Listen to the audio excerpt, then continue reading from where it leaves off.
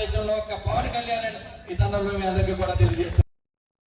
Amadala వలసలో Janasena party 13వ ఆవిర్భావ దినోత్సవాన్ని ఘనంగా నిర్వహించారు. పార్టీ కార్యాలయంలో నియోజకవర్గ ఇన్ఛార్జ్ పేడాడ రామ్మోహనరావు జెండా ఆవిష్కరించారు. ఈ సందర్భంగా ఆయన మాట్లాడుతూ జనసేన పార్టీ 13 సంవత్సరాలు పూర్తి చేసుకుని ప్రజల కోసం కార్యకర్తల కృషి చేస్తున్నారని తెలిపారు.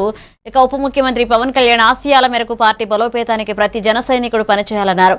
అనంతరం లక్ష్మీనగర్ ఉన్నత పాఠశాలలో 10వ తరగతి విద్యార్థులకు అట్టలు, పెన్నులు, పెన్సిల్స్ పంపిణీ చేసి స్వీట్లు అందజేశారు. ఈ కార్యక్రమంలో పార్టీ నాయకులు, జన సైనికులు, అభిమానులు పాల్గొన్నారు. ఒక గవర్నమెంట్ స్కూలు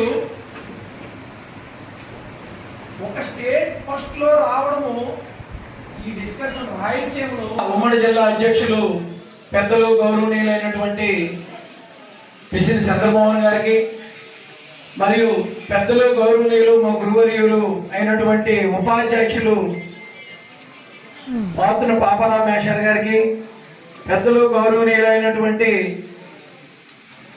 మన పూర్తి అర్జున్ గారికి, మరియు గౌరవనీయులైనటువంటి మన కొరికాన భవానీ రవికుమార్ గారికి, మరియు పెద్దలు గౌరవనీయులు మన కోనాడు సర్వేశ్వరరావు గారికి, మరియు ముఖ్యులందరికీ హృదయపూర్వక నమస్కారాలు తెలియజేస్తున్నాను.